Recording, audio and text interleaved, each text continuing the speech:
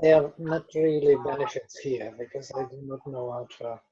Of course, we discuss these things, we dive deeper. But I could write definitely something. I'm going to unplug this speaker because I'm really having trouble hearing you. Let me see if I can do it on the computer and it'll still. Can you hear me okay with this? I can hear you fine, yes. No, I can't hear you now. So let me,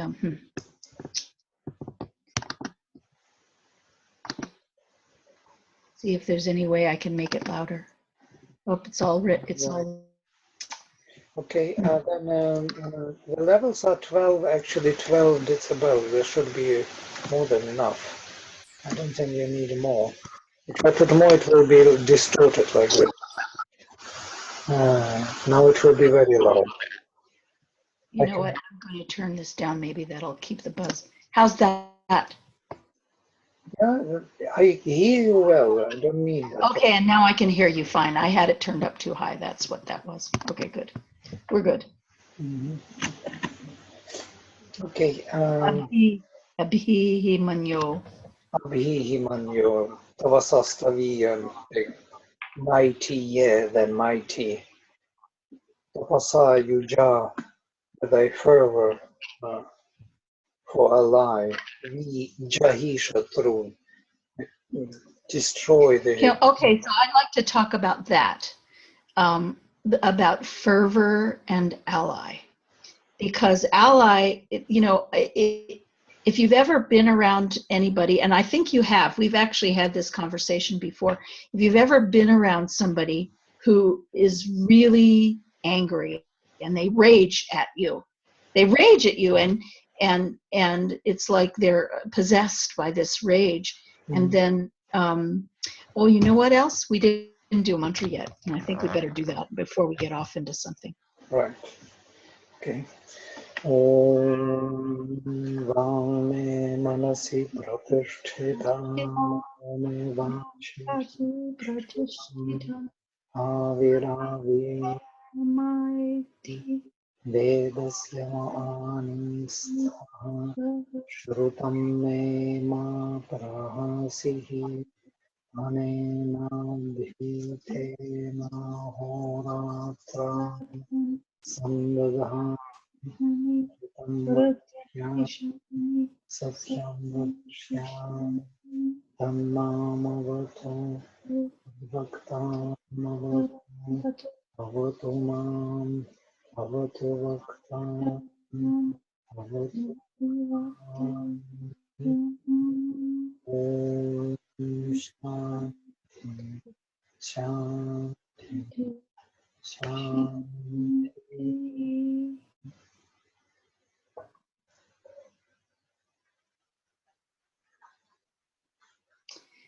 So the fervor is something. I mean, it's when somebody gets taken over by anger, and they become incredibly powerful in that situation. They're just incredibly destructive and powerful, and they can almost get anything that they want. When somebody goes into Donald Trump is a perfect example, although there are all kinds of personal examples, I'm sure, as well, where when somebody goes off into a big angry rage, they kind of command the whole environment. Yeah. And then this ally means, can you be angry on my side and not against me? Right? I mean, is it? No, here meaning is for ally. That means with the tapas or as an ally. That the one who is tapas is your joined to you, with you joined. So to say, come on you together with tapas as your companion. The tapas. Right. With the heat, with the energy, with the divine energy, with the. I think this means something else here. Abhihi Manyu, come on Manyu, together with tapas, something else. If you read English, with thy fervor for ally. For ally means as a friend here, as a companion.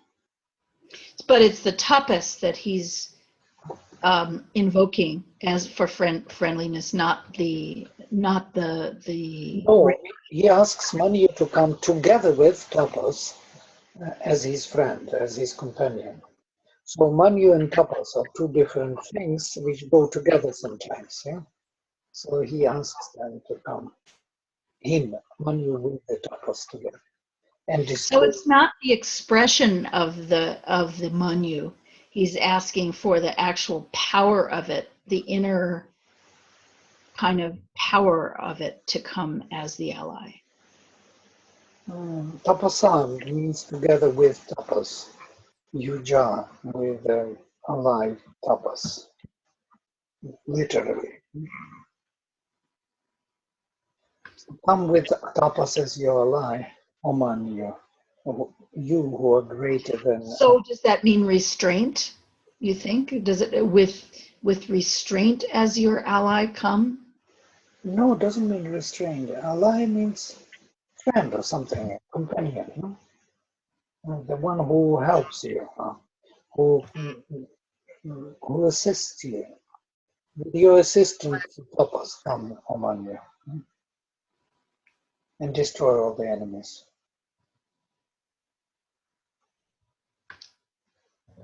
Is it clear what it means?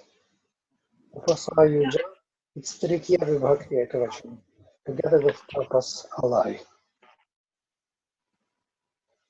And with ally tapas come, or Agni. Approach even. Okay. And destroy all our shatrus, all our enemies. And what is this foemen? Shatru, those who are. Shatru, enemies. Right. Those who are creating wounds, actually, those who are striking and causing damage. Amitraha, the killer of Amitra, of the slayer of enemies or non-friendly powers. Vritraha, destroyer of Vritra, and Dasyuha, the destroyer of Dasyus. So here we can see this divine origin of Manyu. Manyu destroys Amitras, those who are not friendly, Vritras, those who prevent the flow of the rivers, the heavenly waters.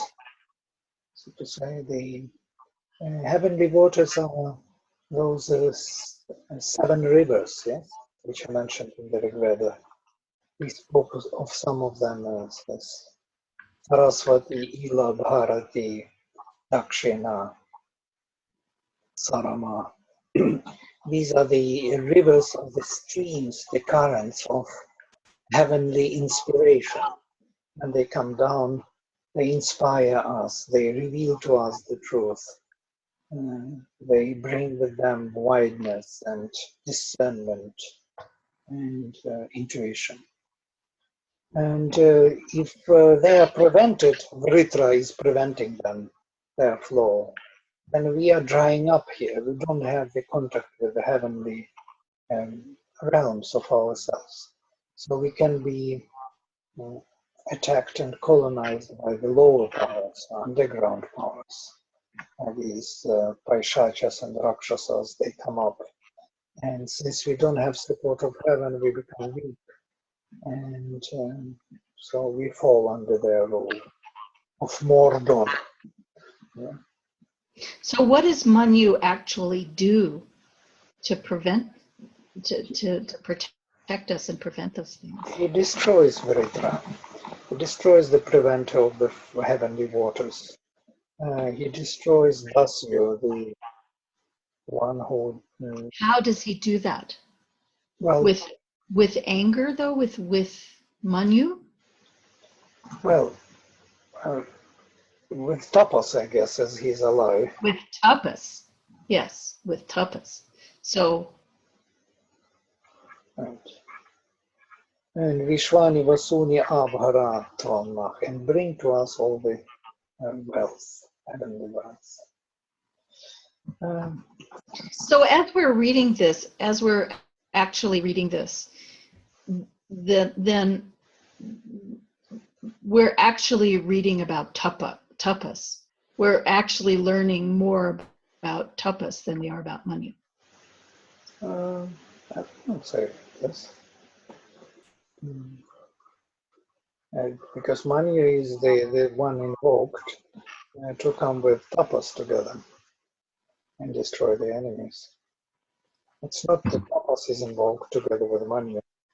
So I think that is correct. Manyu is coming. Manyu is destroying together with tapas as his ally. At least in this. So what's the difference between Manyu and Rajas?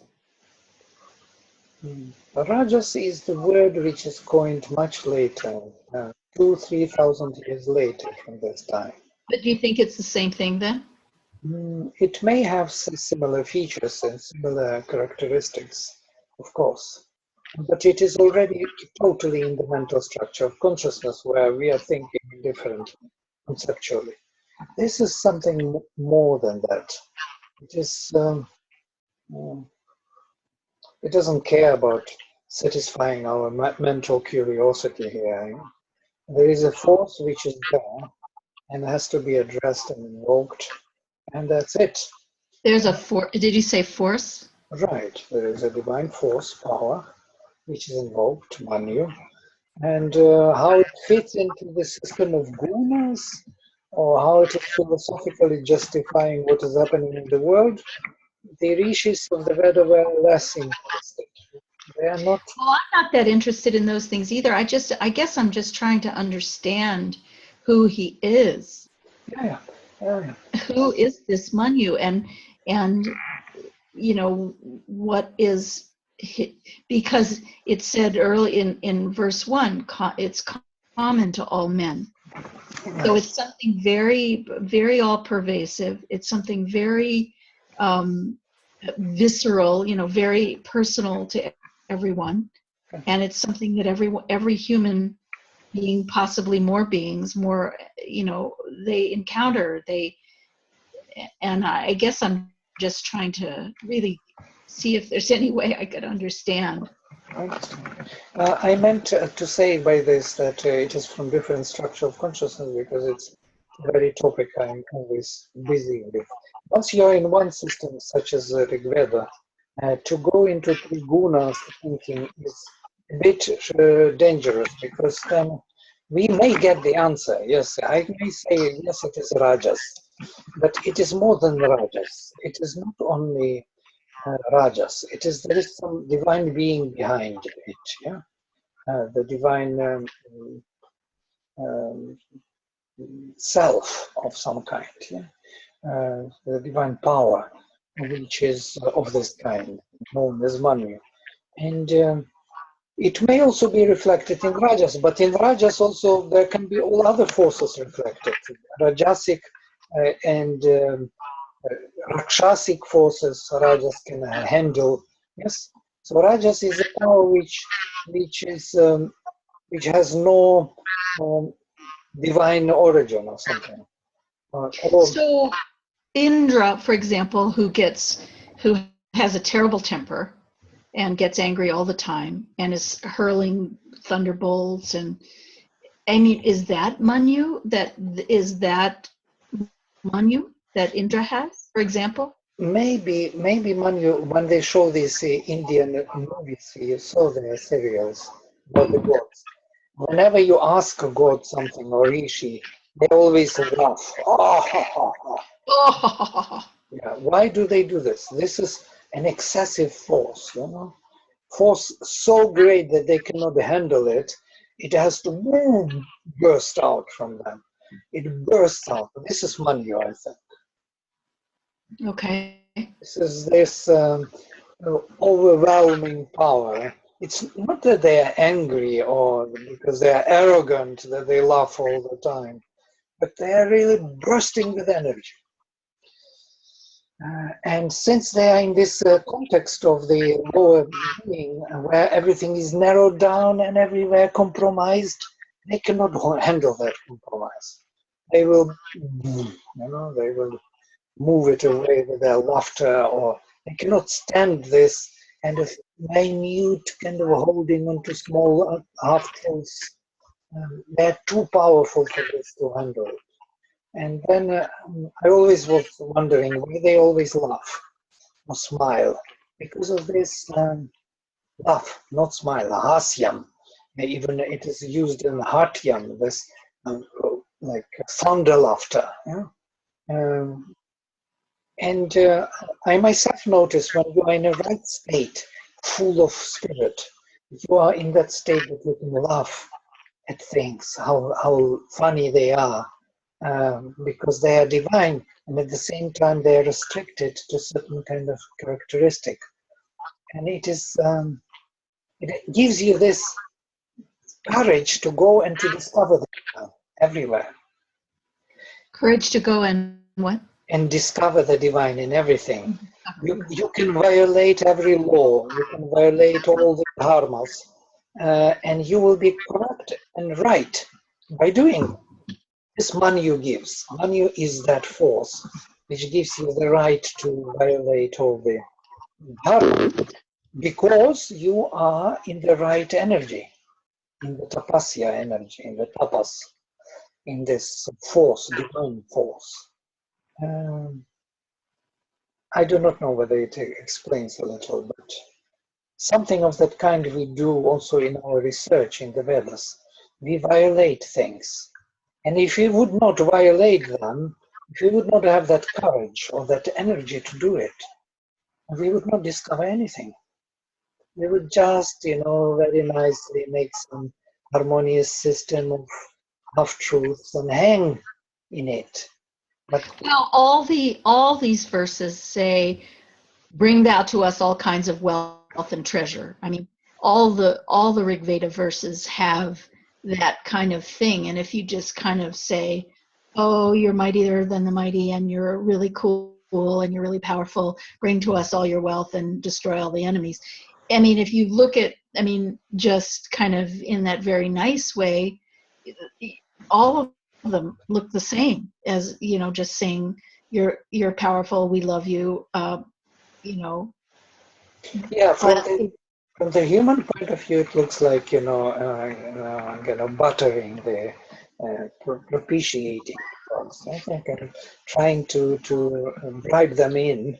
But if you really try and understand who they are and what they're about, that's maybe where the courage comes in. yeah, but what I think with this excessive praising is something else is happening. I think this is necessary not for them to come, but for us to hold on to them. We can't hold on to them without it, so we will drop. And that's why it is called stuti. Stuti means praising, but praising by establishing them within ourselves and holding on to it. So praising is that establishment of these powers within ourselves.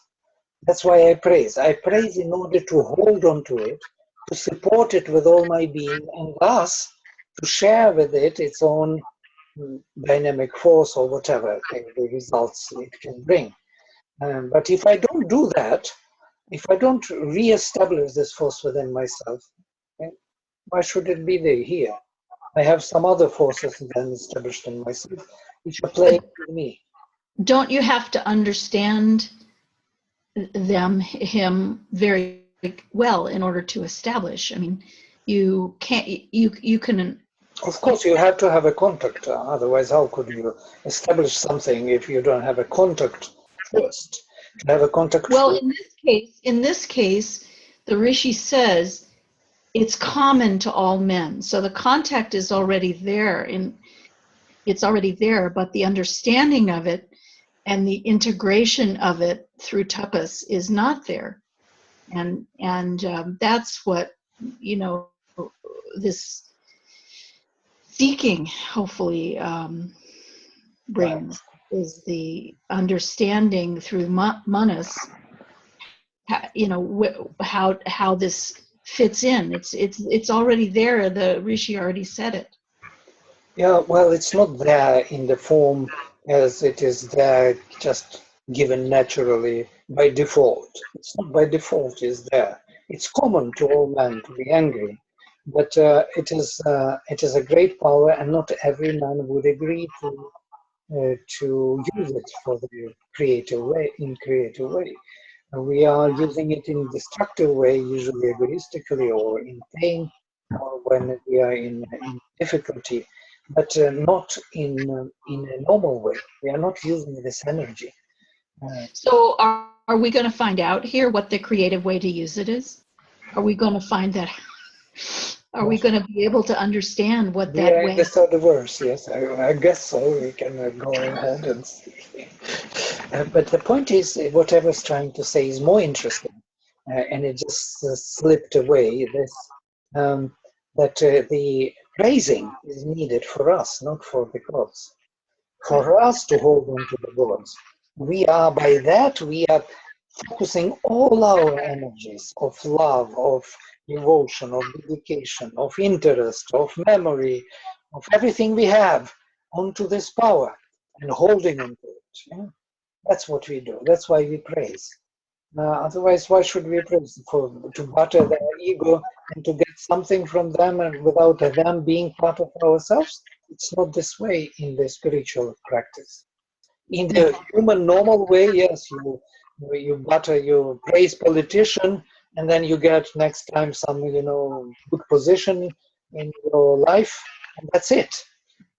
But even there, you will have to pay back all the time to that politician all your life after that. So what happens in Russia? All these crooks and thieves are in power because this is one band of people who are holding on to each other, and they will never give up. This is the problem of today's Russia. There is no ideology other than theft and cheating and lying. So they all kind of holding their hands. And more people involved because of great money, paying back their life. And once you get their money, finished. You are on the hook forever. They will never But go. but there is enough light workers in Russia now. There are light workers there. I don't know them. I didn't meet them. They are all killed or they are in these prisons. Main light workers were killed and destroyed in front of the Kremlin. The person was killed and the killer was never found. It's unheard of. I understand who is ruling this. It's such a Rakshasic force, incredible, ugly, Yes. and I don't know where Russia is going. It is going down. It's like thousands of tramps are in Russia now. And Well, if you listen, same here, but same here. That's happening in the U.S. That is in the U.S. as well. But we have Rudra. We have these things are being taken care of underneath, and it's going. I mean, it may take a longer time than we would prefer, but it's there's some destruction coming in the form of various transformations that are it's happening. You can see it. yeah, there's something going on in the US now after Obama's rule over 8 years. Such a nice man, Obama, such a human being.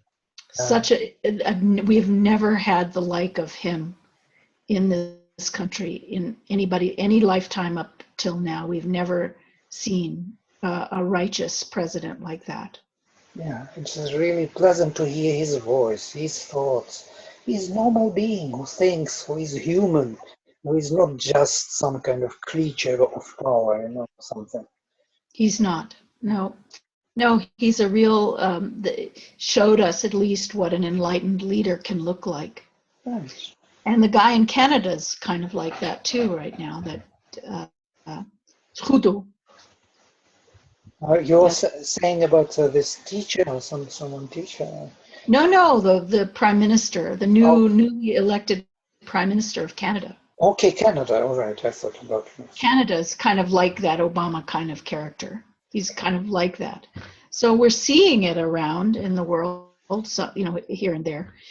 It can't, what seems like it happens is that as soon as you establish something righteous, like maybe Orville is like that too, very hard for it to hold on in the atmosphere of, you know, of crookedness that's been pervading. Unfortunately. Yes. Well, it's you said it yesterday in our Vedic studies. You said, you know, there's three creations, and that third creation has not, you know, taken hold really No, not at yet. this stage yet. Of course, we are far away from the supramental, the transcendental world will be among us. You know, that means all the souls are in front. They're already spiritualized. They became the whole cosmos, and then the transcendental can come. It's such a huge vision, you know. It's a huge vision, but honestly, I am seeing that. I do see that. Right. So and nice. I see, yes. Well, I see that there are just small people like us that are just not, you know, we're not Mahatmas of any kind, but working on the sacrifice. And I see it. I see it by the dozens and dozens of people who are actually finding a way to live that transcendental value, or at least apply those principles to their day-to-day life. And it's definitely far from being predominant or prevalent, but it is happening. By the way, transcendental meditation, which is what you just mentioned, is exactly that, to bring that transcendental world into contact with us here. It was the same idea. And of course, only it is differently spoken with different terminology, but the idea is the same: Vedic, profound, ancient. Mm-hmm. Yes, I'm aware of that. Yeah, I'm aware of that. I've been doing this since 1972.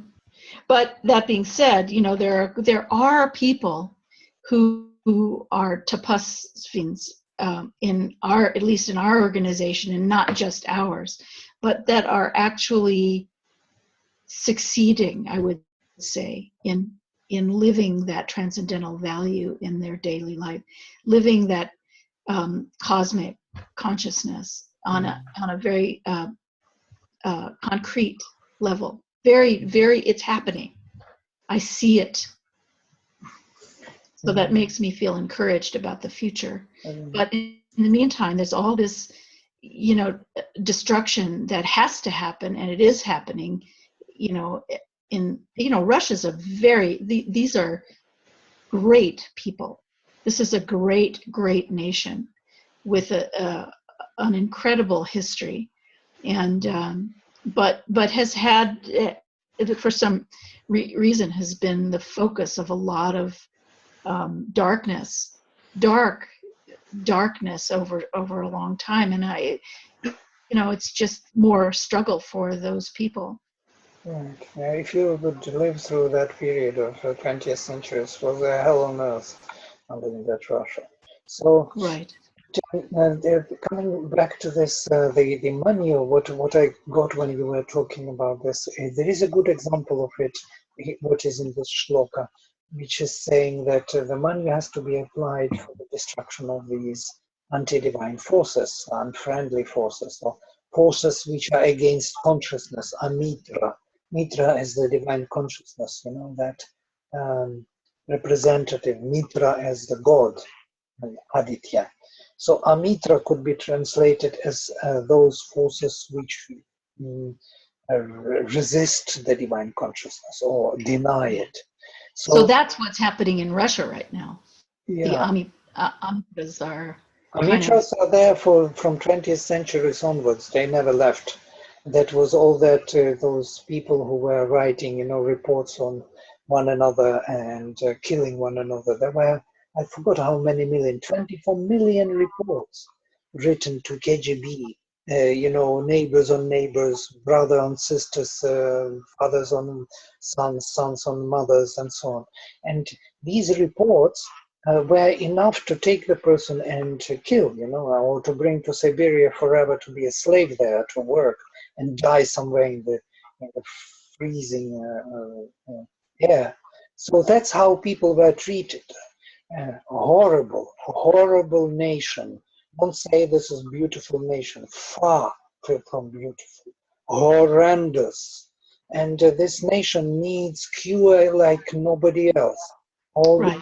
all these forces came up and possess it from within for so long. They killed the best people of their nation. They were killed, terrorized, not only killed but humiliated to the extent you would not want to know. And the whole this kind of flavor, this poisonous flavor, is everywhere in the air. I can feel it. Sure. I see their television. I don't believe this is happening. I don't believe it's allowed to be so hateful to the whole world. And preaching how the whole world is wrong and how they are right. Idiots, thieves, right. Thieves are right and others are wrong. Well, that is a feature. There's two things. That's a feature of stress, of incredible. That's the way people behave when they're under a lot of pressure, and the stress overtakes their consciousness, and that's why. That's what one of the great benefits of transcendental meditation is that it's so that it can kind of siphon off some of that kind of societal stress. But on the other hand, it's also just a complete, when somebody thinks they're right and everybody else is wrong, it's just a complete lack of consciousness. It's just a lack of self-referral. You're just, and this is what the Veda is always telling us to do, but except in this kind of language, which is hard to uncover, but is saying, no, you don't, it's not, these things are inside, and you have to invoke these divine forces inside of yourself in order to be able, you can't be slaying other beings as if they aren't yourself. Yes. So that when I was listening to you, I got this idea that how it is implied. So to apply it to the anti-divine forces, this power of anger, this decisiveness in ourselves, this tapas together with energy, is to be the part of our discipline. So for example, I give a simple example. You are already suffocating from this impossibility in your life. Always the same thing comes and blocks you away. All this is, or some fear, or some habit, some stupidity, some desire, comes and blocks you away. And you're already fed up, but you can't do anything. You don't have willpower to really deal with it. Then you can use this power, Manyu. You can become angry with yourself, angry with all these parts of yourself, with your vital being, which is allowing this to happen, with your mental being, which is allowing these traitors to sneak in and to destroy your atmosphere and to steal away your knowledge and your light and your power and your concentration. You can be angry with them, and they will be obeying. They will be, so to say, they will be subjected to your willpower. So this decisive will, I got enough. I am fed up with you. Never again. This is it.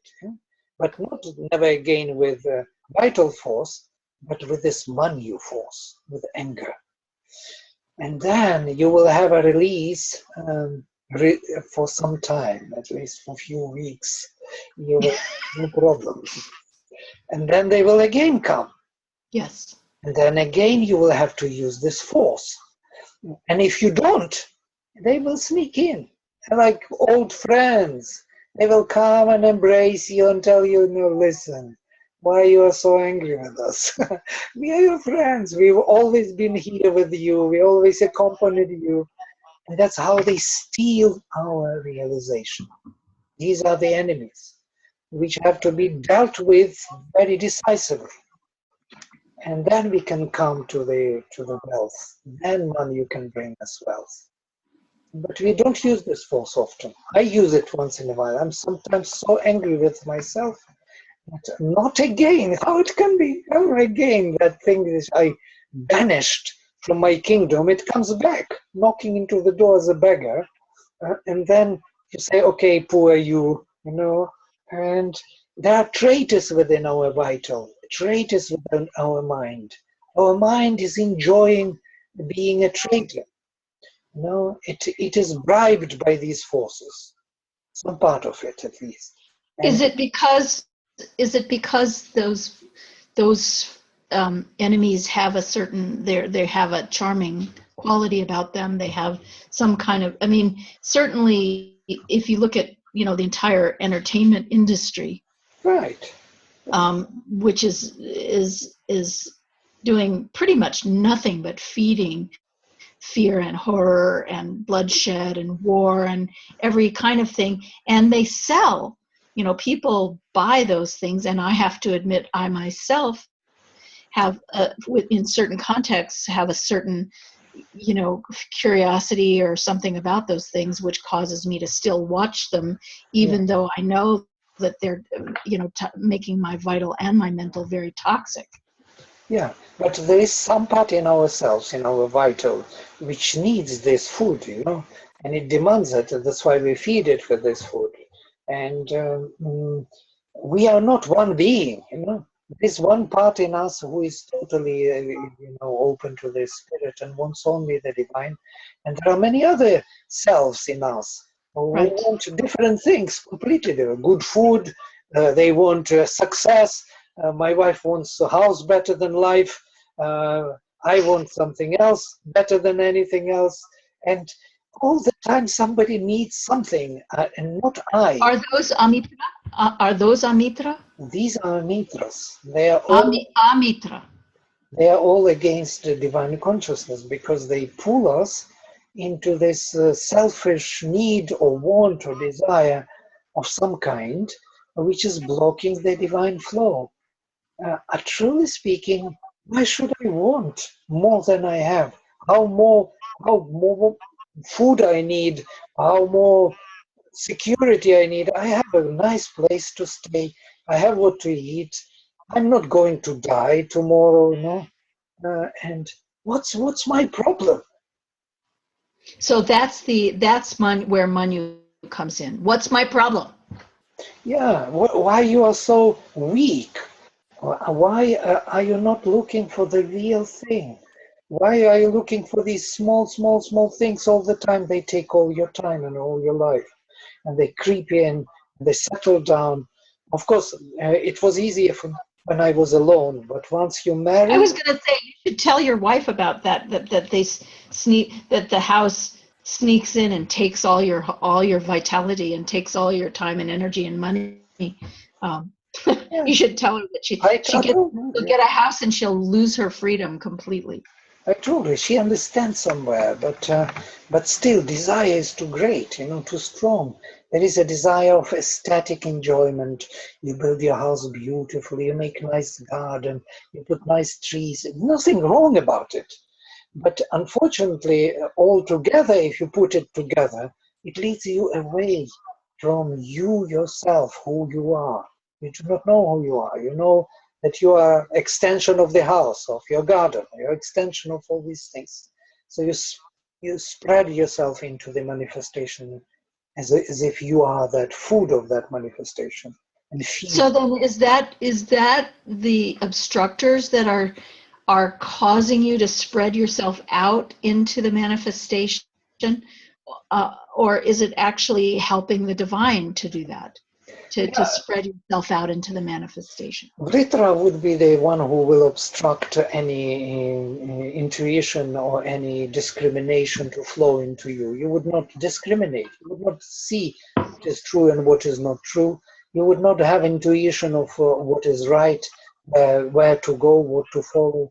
You would not have an inspiration from anything true. You would not have a revelation from anything true. So what would you have then?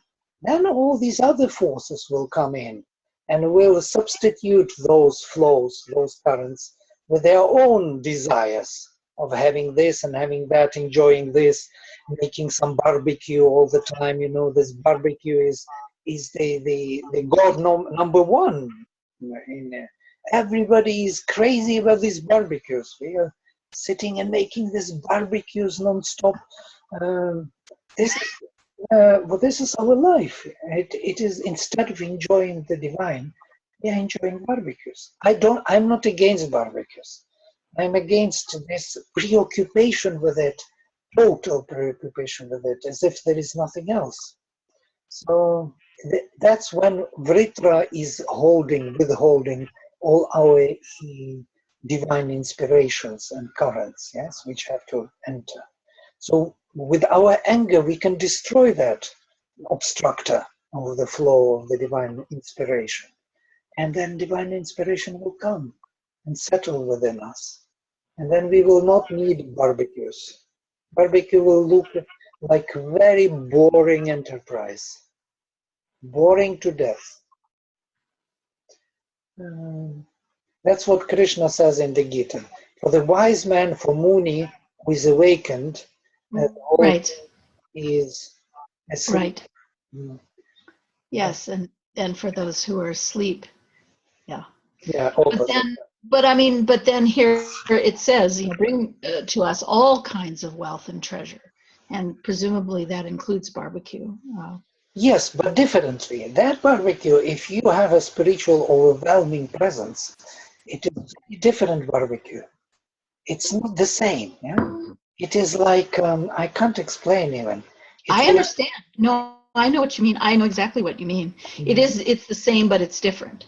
It's very different, and it's very joyful, very light. It is not demanding. It is not overtaking. It is not appealing to your desire somehow. It is somehow. Well, you're participating, but you're not. From a place of kind of not identifying with it. Right. And can you imagine, you even offer it to the divine enjoyment. You take this enjoyment and offer it to the divine to enjoy. And we are not used to it. We are so selfishly used to enjoy ourselves that for us, this would be a big shift if we would feel the enjoyment of the divine in us. Then this shift will take place.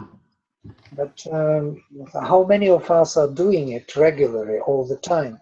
So here we are.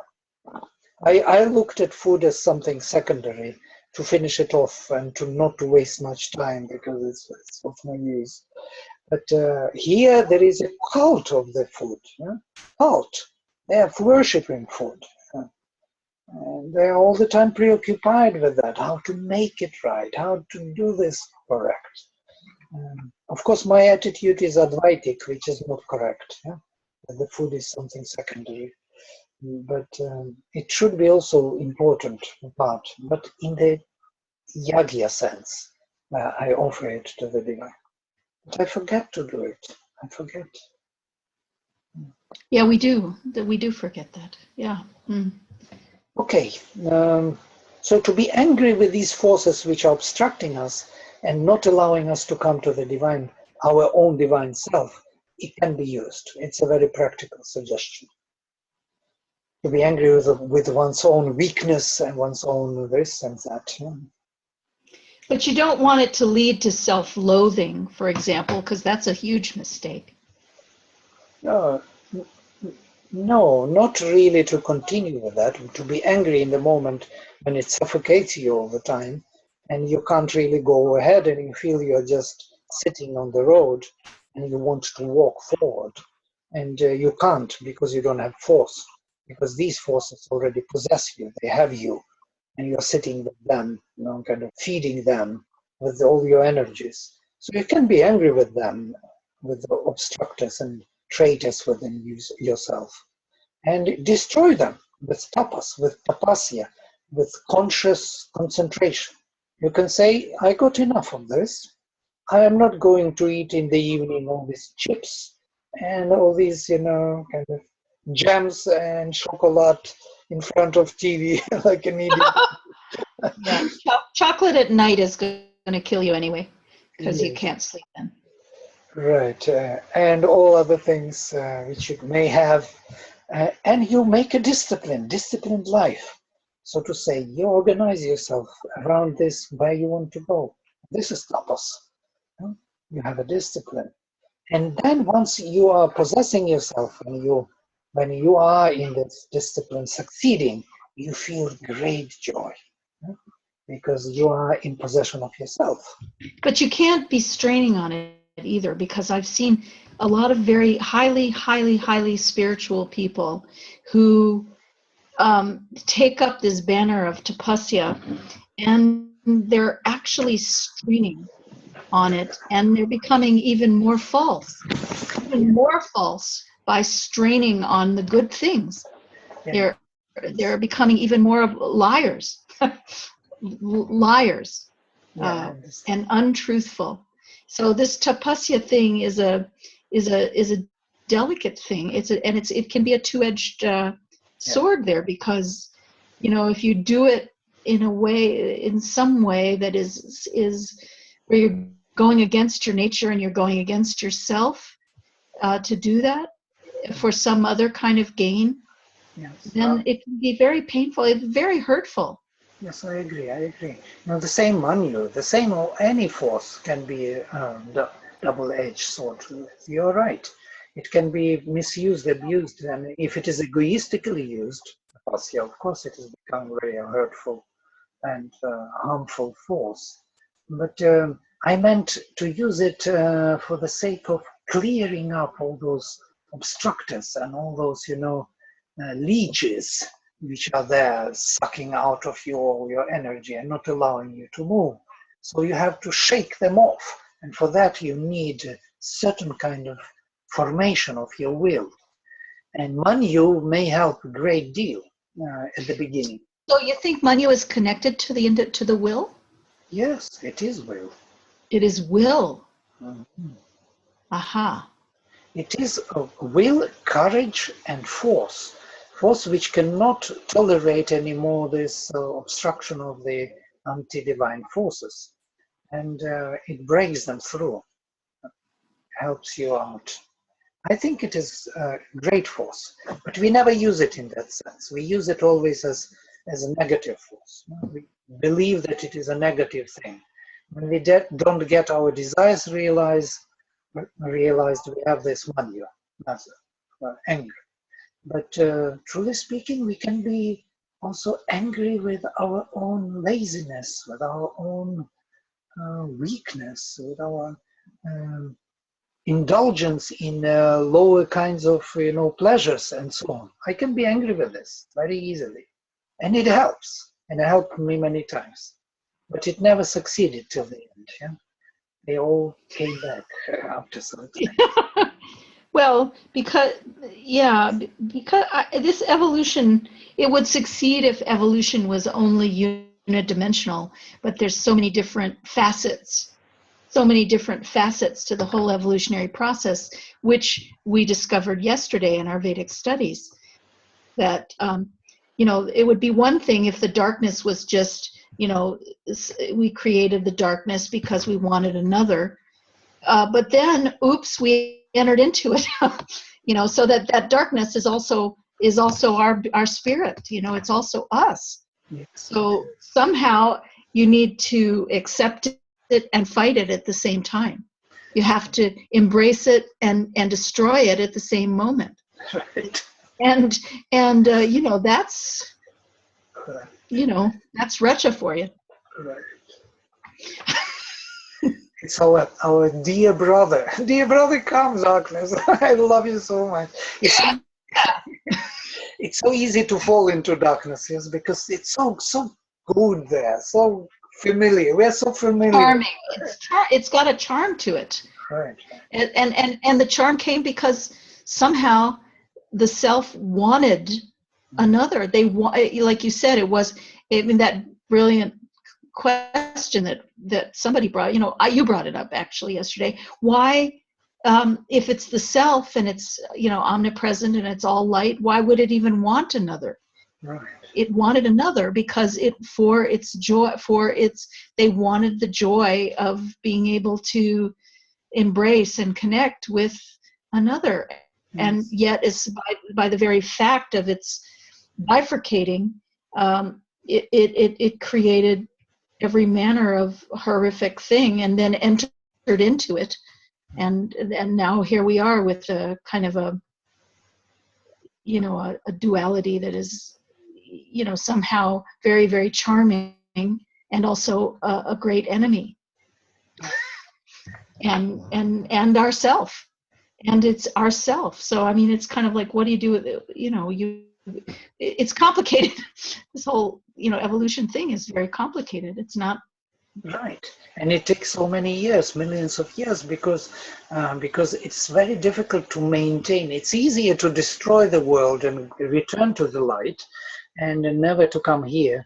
But it's much more difficult to build up slowly, preserving the individual perception, the supreme individual. How would you become many? Can you imagine each individual being will be supreme, but with a unique perspective? It's an amazing world. There is nothing better you can imagine, Nothing better one could think of. So in that sense. And you know what? We think it's easy. It would be easy to just destroy the whole thing and get out of it, but it isn't, actually. That talk about tapas, that takes a lot of tapas to be able to do that. We can invoke Rudra, he will help us out. Indeed. Well, let's see if we don't have much time left, but let's see if we can move to 4 and get something Okay. a little more. We did one shloka today, yes? Well, we went over a shloka we've already done, actually. This is the first new one. Oh, okay, right, we begin. Tvam hi manyo abhibhutya ojah swayam bhur bhamo abhimati shah vishvacharshanih sahurih sahavan asmasu ojah pritanasadhehi. For thou art Manyu, Tvam hi Manyu, of surpassing vigor, Abhibhutya ojah, fierce, queller of the fool, Abhimati shah, fierce Bhamach, full of this creation, fear, fierce. Swayambhu, self-existent. Yeah, I'd like to talk about that. Mm-hmm. Swayambhu is usually the Lord, who exists by himself, shared by all men. There it is again. Yes. Vishvacharshanih, victorious. Subdue Sahavan, Asmaso Ojah, Pritanasu. So to say, among us you establish this ojas, this strength in the battles or in the oppressions, in the movement of these forces which oppress us of darkness. Vishvacharshanih, this is shared by all men. I think it is a little bit wrong. Vishvacharshani, Charshani is the actor. Let me take the dictionary. The one who acts in a universal doer or something, or even seer. Vishva. Vishva, like the world, universal creation. Yeah, it is Vishvacharshani. Nothing is speaking. It's from Krish, the one who is doing. Let me see, Charshani. Oh, Cultivating, the one from the one who cultivates the cosmos. like a creator, like the creator. Yeah, or literally the plower, the one who plows, but also the cultivating and changing into the cultured soil, yeah? Or cultivator of man, cultivator of race, cultivator of embodied beings, I think. So the one who cultivates the whole, rather than shared by all men. The one who cultivates wholeness. Yes, for all, everyone, everything, universe. Vishwa is universe. The cultivator of the universe, the one who shapes it or cultivates it. And it's very true, because anger, in that sense, not anger, but Manyu, is that force which makes all the changes and shapes Which drives all the creativity. yes. But that's pretty interesting. So what about this Svayambur? Because I'd like to understand that, because that's Sva, right? It's Svayam. Svayam is oneself. Oneself, yeah. So I'd like to Svayambur, Being self-existent. Yeah. Literally self-existent, or that one who is by himself. Yeah. So, what does that mean with regards to Manyu? Because it's not the self, obviously. But something about the self-created, maybe self-sufficient, so to say. It is not the force which has a parent, so to say. It is there by itself. It is not the result of some action of somebody else. It was there before and will be there always. So we can appeal to it. It's like Kshatram. Kshatram is the force of the Kshatriyas, yes? And that courage or that power to assert oneself and to move forward, to conquer weaknesses. So this is similar to this mental power, seeking mental expression, seeking mental idea to realize here. And it requires a lot of courage. Actually, this power, mental power of our free will, of our mind, is the willpower. is the what power? Willpower. Okay. Yeah, it's a free willpower, and has to be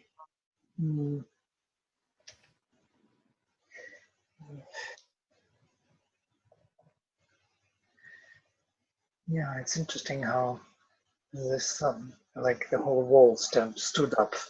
It doesn't want me to go in that direction of the free will. It is that free will which created us as human beings, and it requires a lot of strength to break through. We were before, so to say, animal beings, yes, in the past. And to become, can you imagine, to become from chimpanzee to become human being? What kind of courage and strength and assertive power is needed to really break through and to form this being in a different form, in this thinking and speaking creature. It requires immense power, and I think this is this power, Manyu. The power to transform from a being of selfish desire to a being of divine. I mean, in a way, it's thinker. Yeah, thinker. Well, it takes a lot of courage, for example, to trust that the divine is going to take care of everything for you, and not that you have to go and overcome somebody else in order to get what you need to be comfortable and safe, but just trusting, in some way releasing and trusting that the divine is going to do that work, and that you're going to be okay no matter what. Right. That takes a lot of courage. That takes the most courage. Right. But this already with the mental being, we already specify divine trust, In the animal world, there is no this even opportunity to do it because there are no words, there are no concepts, there are no movements. All this, concepts, words, movements, trust, no trust, fight, no fight, seeking the divine, everything came with this force, which was seeking the mental expression and found it. And now it is our firm foundation. And behind that foundation, this force is there. And we can always invite it back. And that force which broke through and brought this mental being into our evolution and established it here within our consciousness. Now we can speak about it, think about it, because it did its work. In that sense, it is like Manu, yeah, our forefather, our ancestor, our matrix, mental being, which possesses all of us, which gives us the foundation. We are human beings because of the mind. Otherwise, we will fall back into the animals. We will become again, nice beings in the forest. Well, some of the human beings are behaving like animals, I must say. Yes, because. But so, at the bottom, at this 4D, asmasu ojaha, is that the superior strength that Ojas, yes. that is talking about? So it's talking about giving us superior strength for ojas is a ridiculous translation. Yeah, Sahavan, yeah, this is all subduer maybe. Yeah, this is subduer. Asmasu ojas, dehi. Oh, establishing us this strength. Our strength is this. Immunity or invincibility. Ojas, yeah, you know what ojas is. And, I do. yeah. I do, but superior strength is to me is so. Well, if he is the divine being, who is, the shaper of all universe, then most probably that's what he thought when he put superior strength. Pritanasu, in the battles or in the oppressions or in the conflicts with other beings, establishing us this superior. That's why, because in the battles against somebody, superior means kind of overtaking their strength. But yeah, you don't have to have it.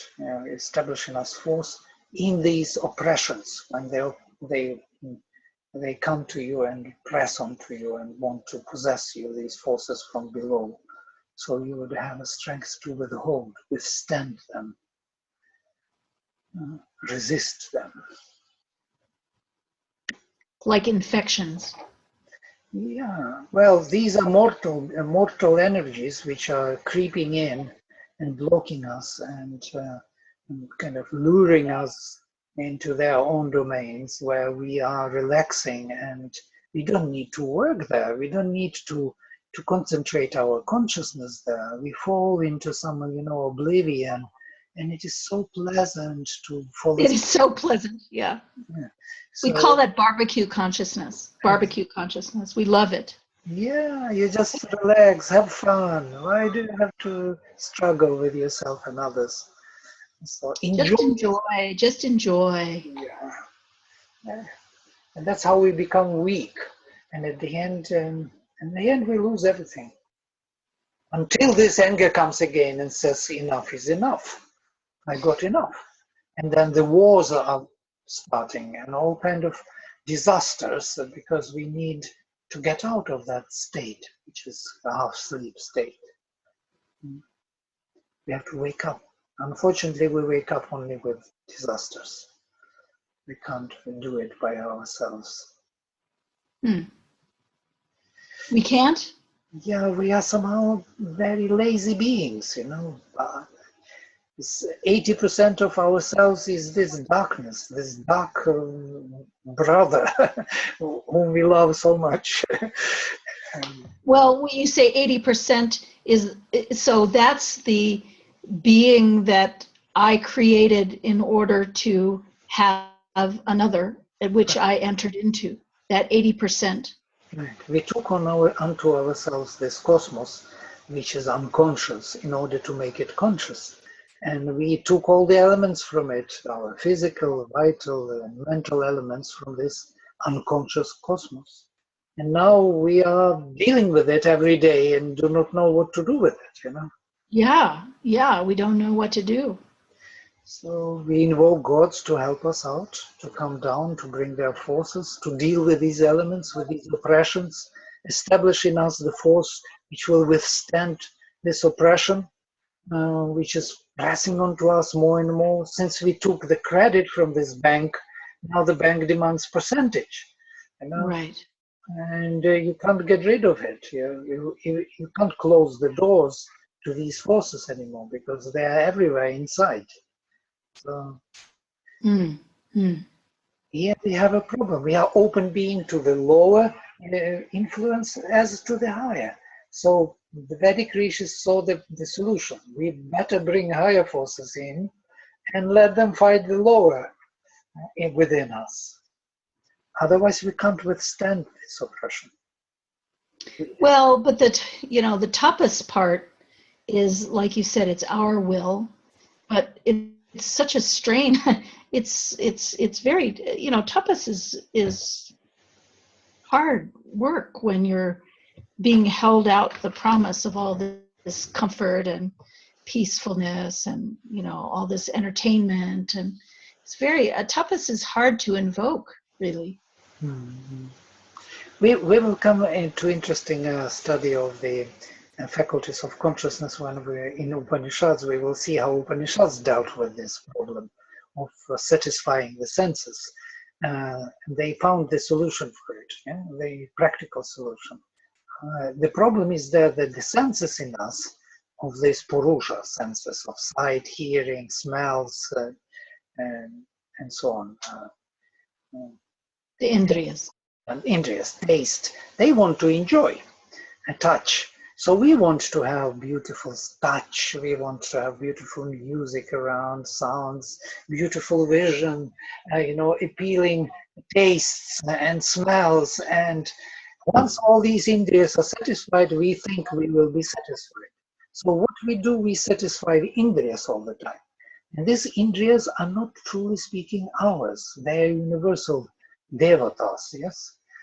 So we feed... They're Mahabhutas. Yes, we feed these devatas by our life here till the end, and we think we enjoyed it. Of course, they share with us their little bit of their enjoyment.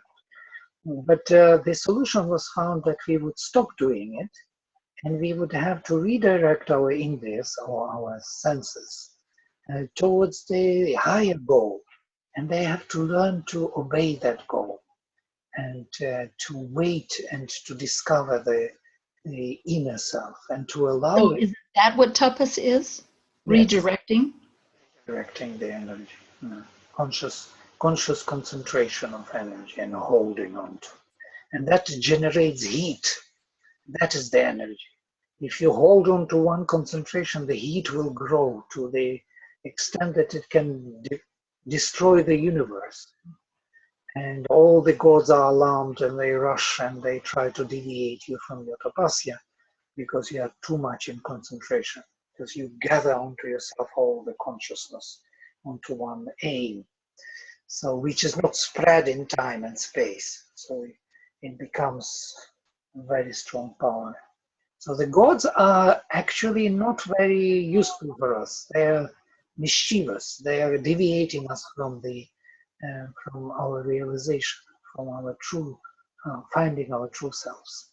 So they are holding us in this prison and giving us a little bit by bit that we slowly will evolve, not very fast. Well, if you evolve too fast, then you would combust, wouldn't you? Well, it can be faster, at least according to Sri Aurobindo. We are too slow. And purposely we are doing, sometimes we are stuck for so long and stagnate that nature has to destroy even our harmonies, because we are no more in possession of them, but we are totally possessed by those harmonies and those desires. So nature destroys the dharma. Kurukshetra is being created. Krishna never could explain why he created that Kurukshetra, because nobody would understand that he had to destroy those networks which were already making man stagnate, not, Mhm. not evolve, not develop. So, and that's where Manyu comes in. And Manyu is there, that's right. It's that creative force. That's why he's Swayambhu, as Brahma Swayambhu, the first creator, the self-existent one, who created with that force the worlds. I'm sure it is that origin of that force, which is seeking the mental expression here. Manyu. Literally, I'm translating seeking mental expression, Manyu. Mental formation here in the world. This is so rich. This is just so incredibly rich. Who would have known this kind of relatively insignificant couple of hymns has such, Yes. such, nourishment in it. We will look into also, we'll bring this, I mentioned already from Gepser. It would be interesting to see Manyu and Menos and the anger there and the mind, and why Athena was born from the head of Zeus. She broke through, this breaking through, this power of the thought, which is very strong and needs to break through. Otherwise, man is not moving towards this mental being. He will fall into this vital barbecue being easily. He doesn't want to be mental being, thinking, finding meaning, higher meaning. He is falling back down into this, heavy, gravitating towards the physical rather than towards heaven. So this is that force which is always breaking this resistance and opening for us new possibilities of becoming higher being. And not anger in it per se, so which is a selfish reaction towards not realized desires. Okay, we stop here maybe. Yeah? I have to. Yeah, I have another. Okay, we will close with mantra. Om Vangme Manasi Pratisthita Mano Me Pratisthita Aviravirmai Vedasya Shrutam Me Anekadhikena Samdadhami Ritam Vadishyami Satyam Vadishyami Tanmamavatu Tadvaktaram Avatu Avatu Vaktaram Avatu Vaktaram Om Shanti Shanti Shanti. Thank you, Vladimir. See you then. Monday. Yeah, Monday. Bye. Thank you.